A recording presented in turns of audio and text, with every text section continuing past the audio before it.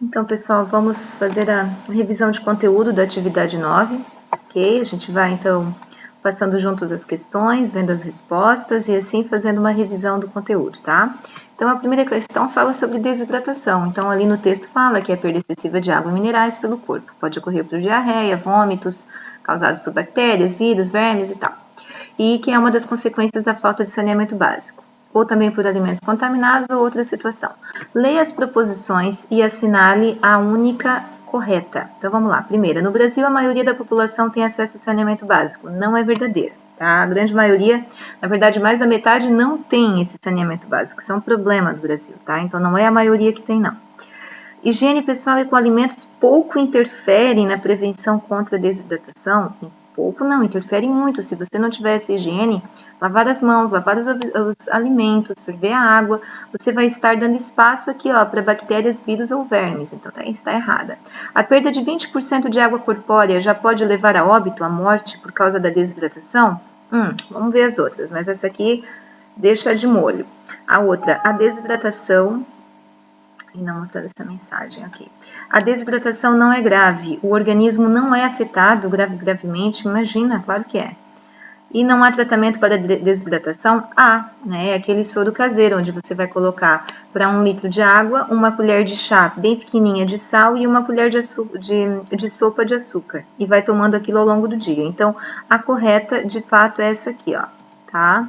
Esta aqui é a resposta certa. A perda de 20% da água do corpo já pode levar à morte. Lembrando que na espécie humana, que isso varia, a média de percentual de água no organismo é em torno de 56 a 65%, tá?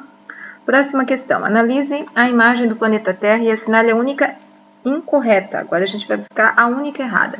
Aproximadamente 70% da superfície terrestre é coberta por água. Correto.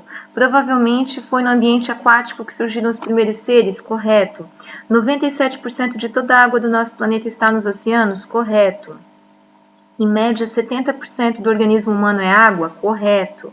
Somente nos seres humanos, há predomínio da água no meio da célula, no meio celular, dentro da célula.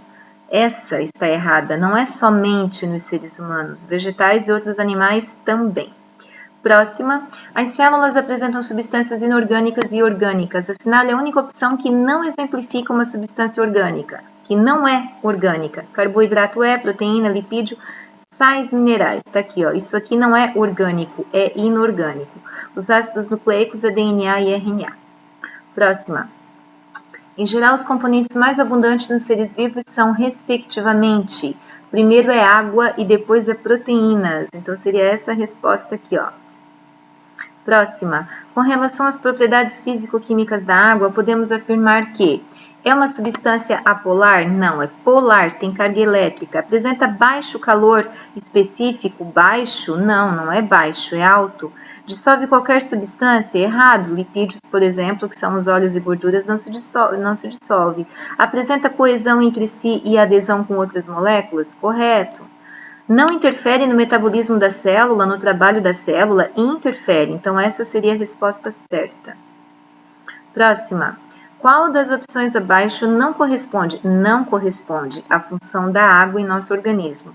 Atuar como solvente universal de muitas substâncias é função, então não pode ser essa. Evitar ressecamento de membranas e articulações é função. Participar da excreção do organismo através do suor, da urina, verdade, participa. Auxiliar na manutenção da temperatura, claro, o suor, por exemplo, ajuda a manter a temperatura constante. Então, essa também é função.